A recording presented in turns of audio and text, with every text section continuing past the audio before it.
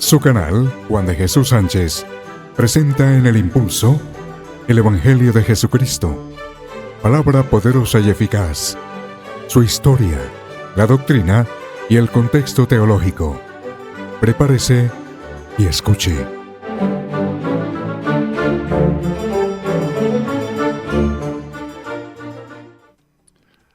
Bienvenidos al Impulso. Hoy con un tema que les va a gustar. Es posible que no sea tan conocido, pero voy a indicarlo más bien con más facilidad para retenerlo, la Biblia de los 70. En la parte académica se conoce como la Septuaginta. Bueno, algunos les dicen Septuagista. Septuaginta es en griego 70. Este tema de la Biblia de los 70 nos va a enriquecer y fortalecer el conocimiento de cómo la palabra de Dios se recopiló desde hace muchos siglos y cómo ha venido a través de la historia de más de 4.000 años preservándose sin cambiar su contenido ni siquiera en una coma. La Biblia de los 70, o también la Septuaginta, que significa 70. Vamos a hacer, en primer lugar, como un preámbulo para que podamos entender la importancia que es las Sagradas Escrituras a través del tiempo, porque es palabra de Dios, palabra inspirada por Dios y revelada por Dios a grandes hombres, los escritores. Y también quiero que miremos como unos aspectos, bueno, titulémoslos como negativos, porque no olvidemos que la palabra de Dios, las Sagradas Escrituras, han tenido cantidad de enemigos, desde prohibirla, hasta quemarla, hasta destruir cuanto documento se presentaba a través de la historia, siempre ha sido destruido. Pero la voluntad de Dios es otra y siempre Él preserva grandes documentos que a través del tiempo van apareciendo y van confirmando la autenticidad de las Sagradas Escrituras. Mire, digamos el trabajo teológico o sociológico religioso ha precisado como 5 puntos que siempre han estado en enemistad o siempre con el deseo de destruir las Sagradas Escrituras. Hay un sinnúmero, especialmente los ateos y enemigos realmente de las cosas de Dios, que indican que la Biblia es un libro resultado del misticismo, que lo que hay allí consignado son mitos. Es decir, que son imaginación de algunos campesinos y letrados, de algunas personas que no tenían preparación y que consignaron algunas cosas en algunos papiros, en algunos documentos también como ostracas o algunas tabletas en arcilla o los mismos pergaminos. Otros dicen que es una obra literaria, sí, muy buena, bien escrito en el hebreo antiguo, en el mejor hebreo de la época de los profetas, y que es una obra literaria muy leída, interesante, como para mirar toda una serie de acontecimientos que se narran en la Biblia y llegan inclusive hasta compararla con 2 libros, que es la Ilíada y la Odisea del autor Homero, que inclusive la ciencia no ha determinado que Homero haya existido, pero fíjese que esta segunda parte de un libro literario, la Ilíada y la Odisea, sí más bien es un libro literario de míticos, porque allí narraban las guerras entre los dioses. Una tercera posición, reitero que es negativa, se habla de que especialmente en el inicio de la Iglesia, en el siglo III y comienzos del siglo IV, una serie de eruditos, tal vez de pronto como Policarpo, Tertuliano, Orígenes y especialmente Jerónimo, como que tomaron una serie de documentos que existían por ahí, disgregados, un poco desordenados, y los tomaron y entonces como que los trataron de arreglar, de acomodar, es decir, hicieron una edición, para que de tal manera se quitaran algunas cosas que se contradecían y quedaran otras. Y esta posición, pues es bien tremenda, porque realmente no es cierto, no es cierto. Estoy enunciando estas posiciones porque después vamos a entender que realmente esto no es cierto. Hay otra cuarta posición que esa sí es un poquito más complicada, toda vez que es como muy reciente. Miren, aquí se habla como de una libre interpretación de las Sagradas Escrituras, ¿no? Que cada quien lee la Biblia y cada quien la interpreta, digamos, como a bien lo tenga dentro de su racionalidad o su experiencia o de acuerdo a su capacidad lógica. Y voy a enumerar tres grandes teólogos, finales del siglo XX, comienzo del siglo XX más bien, que fue un gran teólogo alemán, Calvar. Y entonces él indicó que las Sagradas Escrituras habían que desmitologizarlas, quitarles el mito. Entonces, Calvar indicaba que había que quitar esa desmitologización de las Sagradas Escrituras y cayó prácticamente, o se ha caído, en una teología liberal. Y eso es muy peligroso. Hubo otro, Rudolf Bultmann. Y Rudolf Bultmann dijo, o implantó una teoría, unas teologías muy amplias, la teología de las formas. Y lo que se indicó allí de la teología de las formas fue que con este estudio de quitar la parte de las formas, de la teología de las formas, era como colocar, o se abrió mejor el paso para poner por encima el pensamiento racional y por debajo el pensamiento dado por la revelación, por medio de la fe. Entonces, si no tiene uno cuidado al leer estos grandes teólogos, lo pueden a uno desviar. Hay otro que es Paul Tillich, y él habló de un lifestyle, es decir, que el cristianismo es un modo de vida, un modo de vivir. Y bueno, y hasta cierto punto sí. Pero aquí se ha intercalado con el humanismo. Entonces hoy podemos tener un evangelio permeado de humanismo. Y eso no es bueno tampoco. Incluso hay una denominación muy respetada, y lo que yo estoy diciendo es como para poder pensar. Una denominación siempre ha hablado de una teología integral. Pero si tú vas a cualquier biblioteca, a cualquier librería y pregunta un texto de teología liberal, de teología integral, no lo va a encontrar.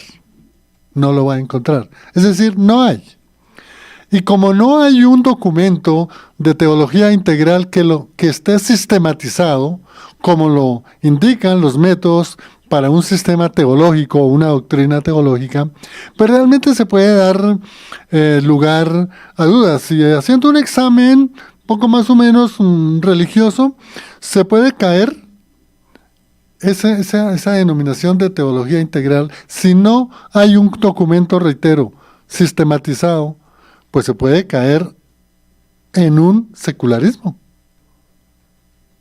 O se puede caer en un sincretismo, que es peor. O peor, en un ecumenismo. Entonces, estos son los 5 factores que en verdad hay que tener mucho cuidado, conocerlo, para no dejarnos desviar de la autenticidad de las Sagradas Escrituras. Este era un preámbulo para recordar que realmente la desmitologización de las Sagradas Escrituras no se puede avanzar, sino que hay que tener mucho cuidado. La teología liberal es mucho cuidado que hay que tener cuando se lea Calvar. Y que el lifestyle, una forma de vivir el cristianismo, hay que tener mucho cuidado porque resultamos en un humanismo. Bueno, seguimos adelante. Ahora sí les voy a hablar de qué trata la Septuaginta, es decir, la versión de los 70. Vamos a ubicarnos en el año 285-86 antes de la era cristiana. En esa época reinaba en la parte sur de la tierra prometida el imperio de los Ptolomeos. El gran emperador o rey Ptolomeo II Filadelfo. Pero era un hombre culto. Era un hombre que quería que todas las escrituras que estuviesen escritas en hebreo y que eran los textos del pueblo de Israel, más bien no permaneciera en el idioma original, sino que se tradujera del hebreo o del arameo al griego. Porque recordemos cuando hablamos del helenismo que lo que perseguía a Alejandro y los 4 generales, especialmente Seleuco y luego Ptolomeo, era que en todo el Medio Oriente se hablara el griego y que el hebreo no se volviera a hablar. Entonces, podemos entender que la Biblia de los 70 resultó como el trabajo de más de 40 años de unos sabios rabinos que, estando en Jerusalén y Ptolomeo estando en Alejandría, envió una misión para que desde Jerusalén, donde estaban los grandes maestros, los rabinos, enviaran a 6 de cada tribu a Alejandría para traducir del hebreo y del arameo de todos los textos que existían del Antiguo Testamento o del Tanakh al griego, porque Ptolomeo Filadelfo II quería que los judíos no hablaran más hebreo, sino que hablaran el griego. Entonces, esa fue una carta que llegó precisamente a Jerusalén para que allí se enviaran 6 sabios, 6 maestros, 6 rabinos de cada tribu. Claro, al multiplicarlo 6 por 12 nos da 72. Pero los escritores, para hacerla un poco más completa, la dejaron la Biblia de los 70. Entonces vayamos entendiendo que cuando se habla de la Biblia de los 70 es una recopilación que hicieron 70 sabios o 72 sabios, rabinos, judíos, y que tomaron todos los libros o todos los rollos que estaban en papiros, que estaban en pergaminos, que estaban en tablas de, pero no las modernas, sino en tablas de arcilla, y muchas ostracas y muchas inscripciones en piedras. Entonces, estos rabinos tradujeron todo el Antiguo Testamento del hebreo al griego. Reitero, duraron 40 años. Se dice por la historia porque realmente no está en las Sagradas Escrituras, que un mensajero que mantenía mucha comunicación entre Alejandría y Jerusalén, llamado el señor Aristeas, fue el portador de la carta de Ptolomeo Filadelfo II para que enviaran desde Jerusalén los 70 sabios o 72, y una vez llegados a Alejandría tenían todo un protocolo bien organizado. Por ejemplo, se hizo un banquete en donde el mismo rey Ptolomeo confrontó a los 72 con preguntas bien difíciles para que fueran miembros de ese colegio de traductores, de maestros, de escribas, y el que no daba la talla o no contestaba una pregunta, pues simplemente se rajaba, como podríamos decir hoy, no podía formar parte de ese trabajo de estos grandes maestros. Después de ese banquete, óigase bien, esto todo es extrabíblico. Uno podría pensar que se reunieron los 72 y tal vez de pronto se iban turnando, entonces el uno iba leyendo, cojamos aquí la Torá, el Génesis, y bueno, iba leyendo, y los otros iban escribiendo en griego. Mejor me explico. Uno leía en arameo o en hebreo, y los otros iban traduciendo al griego. Uno puede pensar así, resulta que no. El método que ellos utilizaron, asómbrese, algo que hoy no se podría dar. Cada uno de los 72 fue ubicado en un cuarto, aparte. Y cada uno tomaba en su momento lo que le correspondía, porque ellos hicieron una planeación de cómo iban a hacer la traducción. Cada uno iba traduciendo del hebreo o del arameo al griego, solito. Claro, no hay tiempo para indicarles cómo era que se escribía el arameo y el hebreo. Eran prácticamente dibujos. Y ellos no contaban por frases ni por ideas, sino contaban era por letras. Entonces, durante 40 años aproximadamente, estas personas que estuvieron allí, desde luego que unos murieron y ya iban siendo reemplazados por otros, tradujeron de todos los documentos que se habían escrito desde Moisés en adelante, la Torá, empezando por Josué y todos los libros históricos y todos los libros poéticos y todos los libros proféticos, todo el Antiguo Testamento, lo recopilaron. Y reitero, del hebreo y del arameo lo tradujeron al griego. Y al terminar todo ese trabajo, por eso se tituló la Biblia de los 70. En esa época para ellos solamente hablaban de la Septuaginta. Después, ya en el siglo XVI, se habló de la Biblia de los 70. Reflexionemos un poquito aquí, amigo. Cuando la gente dice que eso es resultado de un misticismo o de mitos, que eso es una obra literaria de fantasía, que es que los padres de la iglesia la cogieron y la acomodaron y le quitaron lo que se contradecía y colocaron ahí otras cositas para arreglar lo que es la Biblia, o aún las exposiciones de estos tres teólogos, Karl Barth, Rudolf Bultmann y Paul Tillich, pues realmente no es así.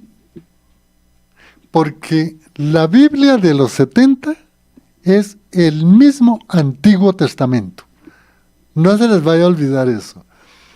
La Septuaginta o Biblia de los 70 es el mismo Antiguo Testamento, tal como hoy se conoce. Ahora, hay algo muy importante. Uno podría indicar que en ese periodo de 40 años, pues pudo pasar muchas cosas y pudieron desviarse los escribas o los que estaban traduciendo y colocar algunas otras cosas. Realmente no es así. ¿Sabe por qué? Porque todos esos documentos, papiros, pergaminos, tablas de arcilla, ostracas, inscripciones en piedra y algo más, en bronce, también habían escritos y comprendían todo el Antiguo Testamento. Todos esos documentos han sido poco a poco descubiertos por la arqueología bíblica. Y les doy un solo ejemplo. A finales del siglo XX se hablaba mucho, por algunos contradictores, especialmente por ateos, que el libro de Isaías era un invento y que se había escrito después del nacimiento de Jesús. Y afirmaban, vaya sorpresa tan tremenda, pero esas son las cosas de Dios, que en el año de 1948, en la región de Qumran, muy cerca al mar, al mar Muerto, un pastor encontró unas vasijas de arcilla en donde contenían los rollos, en su mayoría, de los que es posible que hayan utilizado los escribas.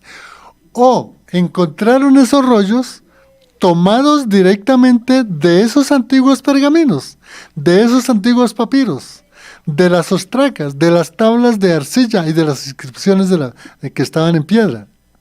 Y encontraron el libro de Isaías, que mide aproximadamente 7 metros con 70 centímetros de largo, y me parece que son 34 o 36 centímetros de ancho, y ahí está completico el libro de Isaías.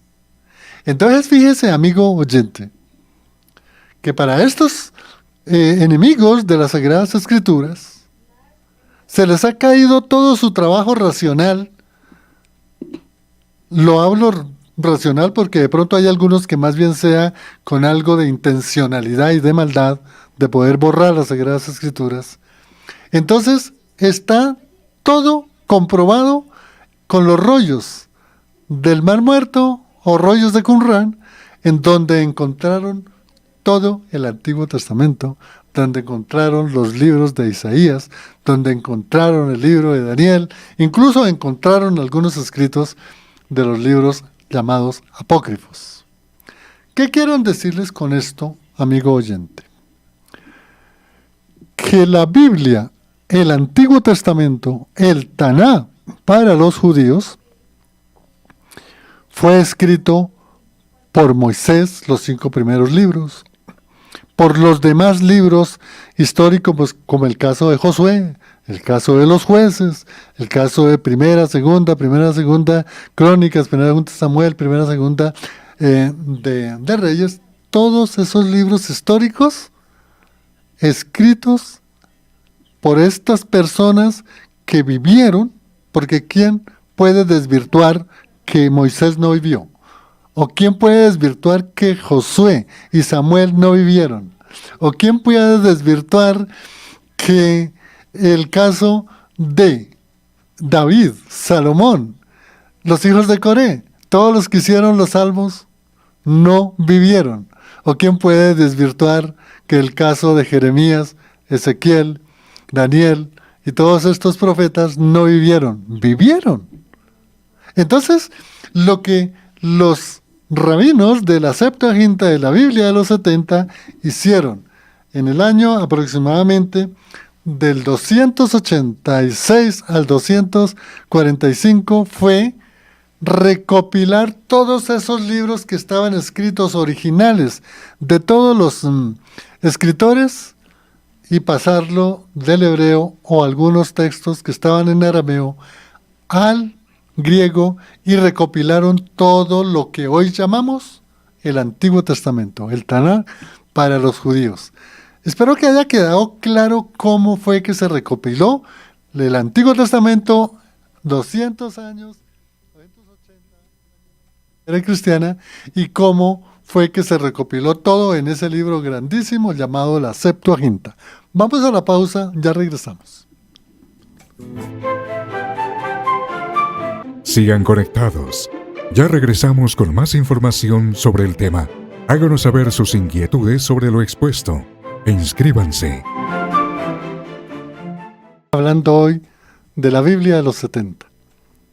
Y qué importante es entender cómo estos 72 rabinos, que eran maestros en Jerusalén, se desplazaron a la ciudad de Alejandría para que allí durante más de 40 años, en forma individual, cada uno tomara todos los escritos que existían desde que se empezó a escribir las Sagradas Escrituras con Moisés, el Tanakh, todo completico del Antiguo Testamento, desde la Torá, los libros históricos, los libros poéticos y los libros proféticos. Todos esos escritos estaban dispersos, pero todos esos se recolectaron en la biblioteca de Alejandría con Ptolomeo Filadelfo II. Esto es muy importante tenerlo en cuenta, porque yo les decía que ellos no trabajaron en conjunto, sino cada uno individual haciendo su tarea. Y al comparar después de que ellos terminaron su trabajo, no encontraron ningún error en las traducciones, porque todos estaban mirando las mismas fuentes, sabían muy bien el hebreo, el arameo y sabían muy bien el griego. Tenían ellos claros sus auxiliares, los que le ayudaron. Eso fue un trabajo único en la antigüedad. Esas versiones de la Septuaginta, unas se quedaron en la biblioteca de Alejandría, otras pasaron a Jerusalén, al templo. Esto para indicarles, amigos, que cuando Jesús inicia su ministerio, Jesús se ilustró o estudió. Claro, el Hijo de Dios no necesitaba estudiar, pero recordemos que él tenía su naturaleza humana. Y recordemos que cuando alguna vez llega a Jerusalén, entra a la sinagoga, se sienta, le entregan el rollo, él se pone de pie y el rollo era el de Isaías. Esa lectura que hacía Jesús en los diferentes rollos, porque digamos, en ese entonces se decían rollos porque estaban por partes, pero todos formaban un libro. Es decir, el libro de Isaías o el libro de Isaías tenía varios rollos. Entonces, no olvidemos que las Sagradas Escrituras del Antiguo Testamento fueron muy bien recaudadas de todos los documentos antiguos. Y que esa Septuaginta que quedó en Jerusalén, que quedó en Alejandría, sacaron de ahí muchas copias. Y esas copias se llamaron en la época antes de venir Jesús, y durante la época de Jesús se llamaron los códices. Los códices. Y hoy en el mundo entero conocemos por lo menos de 4 códices que están tomados del original de la Septuaginta. Y esos códices son, a ver si lo recordamos, el Códice del Vaticano, el Códice Muriático, el Códice Sinaítico y el Códice Muriano, Muriano, que es el copto. Esos 4 códices que están en diferentes bibliotecas, los han comparado. Claro, hay algunos que les hace falta páginas, pero todo el contenido que está ahí lo comparan con algunas versiones que se han escrito ya en el inicio del siglo V y del siglo XVI y de hoy en la modernidad, y ahí está perfecto. Del códice, creo que el más completo es el sinaítico y el muriático es completo y no hay de nada de qué cambiar. De tal manera, amigo, que cuando usted tome las Sagradas Escrituras que hoy tenemos y se remita al Antiguo Testamento, todo lo que está registrado allí, en la Torá, en el Nivim y en el Ketuvim, es la palabra auténtica que Dios inspiró y que Dios reveló a los escritores. No hay cambios, como dicen los de la mitología, no hay cambios. No es una obra mitológica, es una obra real, objetiva, escrita por hombres que existieron y que poco a poco la arqueología bíblica ha descubierto inscripciones que son completos como están en las Sagradas Escrituras. Esto es muy importante que tengan en cuenta. No es una cuestión de una obra literaria. Claro, es una obra hermosa en literatura como está escrita, en narrativa, en novela, en profecía, en escatología, en poesía. Es hermoso, pero no es un libro que se sentaron unos señores mm, y se imaginaron cosas y las escribieron. Eso no hay la mínima prueba. O la parte de la edición, que fue que en el siglo IV existieron unos eruditos como Policarpo, Orígenes, Tertuliano, Jerónimo, y que entonces como que acomodaron bien, colocaron todo bien bonito para que no se fuera a contradecir. Eso no es cierto. Y no es cierto ¿por qué? Porque la misma ciencia de la arqueología ha descubierto documentos antiguos que están ahí en la primera Biblia, que fue la Vulgata, y la primera Biblia en español, que fue la Reina Valera, y está lo mismo. Ahora, sí hay que tener en cuenta, amigo oyente, y esto lo digo ¿cómo es que llamamos los abogados? Por causa propia. Porque yo en verdad cuando estudié teología leí mucho sobre Karl Barth. Karl Barth tiene un escrito de 12 tomos sobre el libro de los Romanos, y sobre Rudolf Bultmann, que es la teología de las formas, y sobre Paul Tillich, el de Lifestyle, que el cristianismo es una forma de vivir, y hay que tener mucho cuidado cuando se lee a Karl Barth, porque si no se tiene conocimiento de las Sagradas Escrituras, en verdad podemos llegar a un liberalismo teológico, y el liberalismo teológico no es bíblico.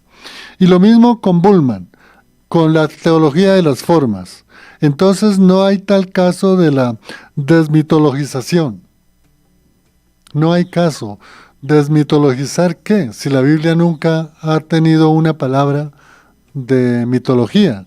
Por eso cuidado con la desmitologización de las formas habladas por Rudolf Bultmann. Y menos por Paul Tillich. Grandes teólogos, eso no hay que negarlo.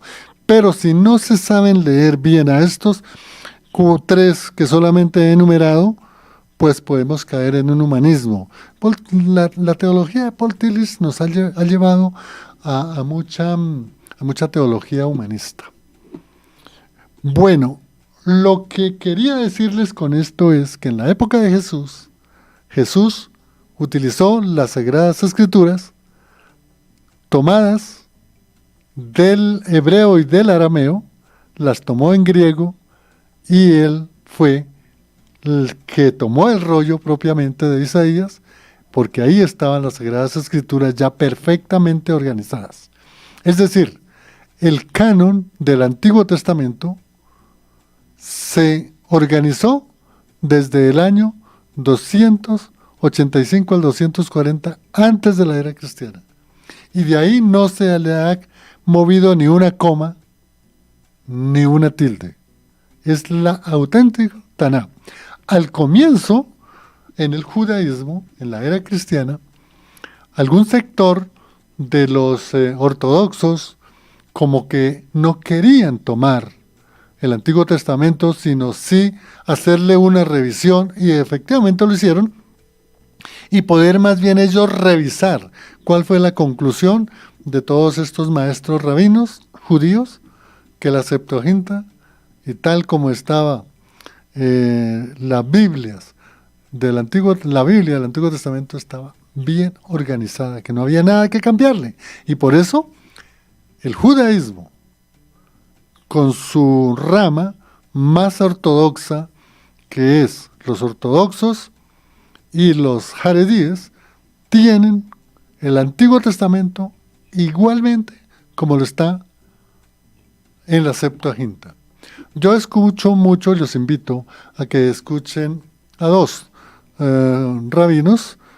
El uno es ortodoxo judío, se llama Rodolfo Royman, que es el que guarda, a cargo de él está guardar los rollos del Mar Muerto, y el otro es Baruch Korman. Baruch Korman, esos dos, Rodolfo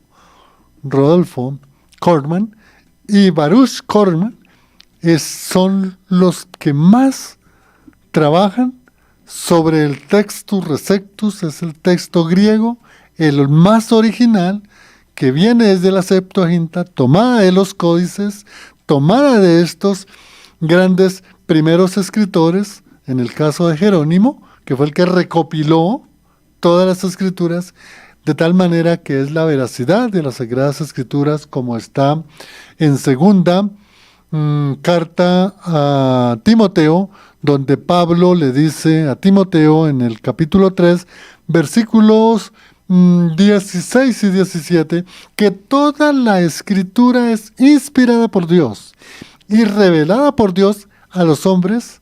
¿Para qué? Para enseñar, para redarguir, para corregir y para instruir en justicia. Ese es el consejo que Pablo da a Timoteo, pero Pablo fue el abanderado de haber estudiado todas las Sagradas Escrituras. Pablo fue miembro del Sanedrín, y las normas del judaísmo para la época de Jesús se tenía como requisito para formar parte del Sanedrín recitar de memoria el Tanaj. La Torá. Y otros se encargaban de memorizar el Ketubim, los libros históricos. Y otros se encargaban de memorizar el Neivim. Entonces, de tal manera que ellos realmente conocían muy bien las escrituras, y está completamente el canon del Antiguo Testamento en la Septuaginta, luego en los códices, luego en la recopilación de esos códices que llevó a Jerónimo en el año aproximadamente 345 a recopilar todos los textos, no solamente del Antiguo Testamento, sino ya también los del Nuevo Testamento, y luego ahí es donde salió la Biblia llamada la Vulgata. Vulgata no porque hubiesen cosas vulgares, sino Vulgata porque fue escrita en el griego koiné, que era el griego popular. El Nuevo Testamento no se escribió en el griego clásico. De pronto, el libro de Lucas, es decir, el Evangelio y los Hechos de los Apóstoles, sí tiene un griego mucho más perfecto, es decir, en el que hablaba Platón, Sócrates y Aristóteles, que era el griego clásico. Pero todo lo demás, lo que quiero indicar es que con Jerónimo se recopiló todos los libros del Antiguo Testamento y se hizo un glosario, es decir, una adición con los libros llamados deuterocanónicos o llamados también apócrifos. De tal manera que la autenticidad, que es lo que quiero que quede bien claro en ustedes, es que los 72 rabinos que produjeron la Septuaginta en 72 libros, ellos tomaron de todas las fuentes, ¿cuáles? Los pergaminos, los papiros, las tablillas en arcilla, las ostracas, que eran unas tablitas chiquitas en donde tenían sus dibujos, y desde luego las piedras. Les recomiendo para que lean un libro muy interesante que se llama Cuando las piedras hablan. Bueno, la Septuaginta fue el libro en la que predicaron todos los apóstoles el Antiguo Testamento mientras llegaba el Nuevo Testamento. Miren, en el libro más antiguo que se cree, unos dicen que fue Santiago, ya el Nuevo Testamento, otros dicen que fue el libro de Pablo a los Gálatas, aproximadamente fue en el 46-47. De tal manera que desde el año 30 que se empezó la evangelización, no solamente en Jerusalén, Samaria, Galilea, y luego Pablo desde la península turca, península macedónica, itálica y hasta la península ibérica, todos ellos evangelizaron con la Septuaginta. Ya en el año 445, con Jerónimo, fue el que recopiló todos los libros también del Nuevo Testamento, que eso es el canon del Nuevo Testamento, que eso lo explicaremos en otra oportunidad. Es muy importante tener, amigo, en cuenta que Jesús predicó con la Septuaginta, que los apóstoles predicaron con la Septuaginta, y que para mayor seguridad, hay algunas referencias bíblicas. Por ejemplo, en las Sagradas Escrituras, tanto en el Nuevo Testamento, hay unas referencias de textos del Antiguo Testamento que están en el Nuevo Testamento. Hay muchos capítulos, por ejemplo, está en Mateo, capítulo, por ejemplo, 15, del 7 en adelante, el capítulo 9, hay muchas inscripciones en donde se dice que ellos predicaban con la Septuaginta. En Marcos también está en el capítulo 7, también está en el capítulo 6, ellos predicaban con la Septuaginta. En Hebreos hay una relación muy perfecta. A ver, eso está en el capítulo 10, versículo 7 y 8, en donde hace una referencia con el Salmo 40, que es precisamente en el versículo 7 y 8, en donde está prácticamente un texto paralelo. Paralelo es que están muy parecidos y muy iguales en su contenido. Entonces, en ese momento, los mismos estudiosos del Nuevo Testamento, como el caso de Jerónimo, el mismo Policarpo, Tertuliano y Orígenes, ellos estudiaron todo su teología, llamada la patrística o los padres de la iglesia, en donde se ve la autenticidad del Antiguo Testamento con la conectividad precisa de los libros del Nuevo Testamento. Entonces, la Biblia no es resultado de una cuestión mitológica. La Biblia no es el resultado de una obra literaria equiparable a la Ilíada y a la Odisea de Homero. No. La Biblia no es tampoco que en un momento hubo unos grandes escritores, pensadores, y recopilaron todos los textos y tomaron lo que no se contradecía y lo que acordaban ellos de común acuerdo, y no. Tampoco hay que creer mucho en la parte de la teología de las formas de Bullmann, muy bueno es estudiar estos teólogos, ni tampoco mucho en la parte de Bullmann con la desmitologización de las formas o de los textos, ni Karl Barth con la parte de la teología liberal, menos con Paul Tillich, que es algo así como una humanización o una permeacización del humanismo con el cristianismo, y menos hablar de una teología integral que no existe. Entonces, amigo oyente, muy importante cuando ustedes le hablen de la Septuaginta, no olviden, 1, es la recopilación de todos los textos desde Moisés que se escribieron en papiros, en pergaminos, en tablillas de arcilla, en ostracas y en piedras, fue que recopilaron todos los textos del Antiguo Testamento. Y esas pruebas arqueológicas bíblicas están expuestas hoy en muchos museos a nivel mundial, en donde se prueba la veracidad de la Biblia. Tampoco es muy aconsejable.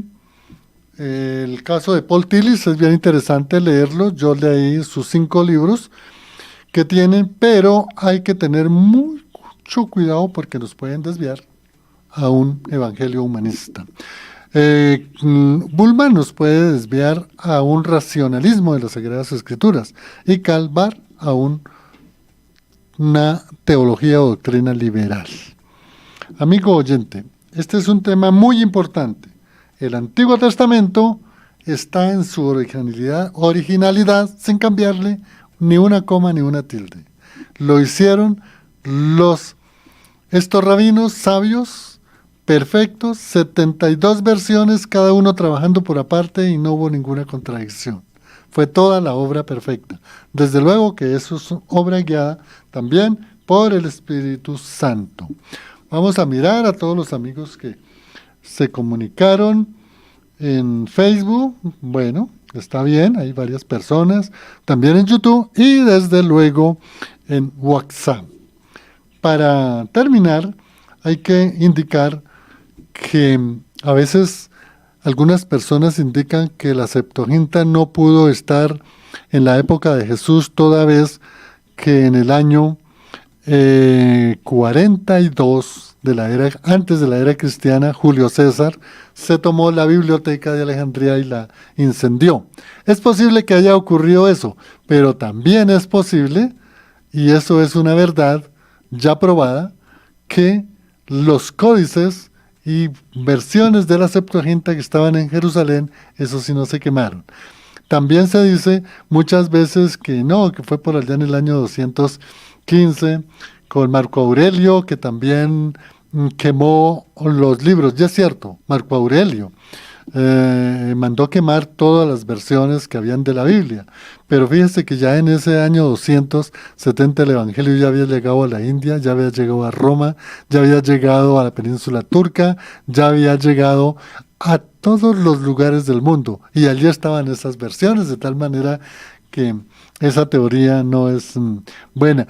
He escuchado que dicen que realmente quienes destruyeron la Biblia fue los árabes en el año 630, 640, y eso no es cierto.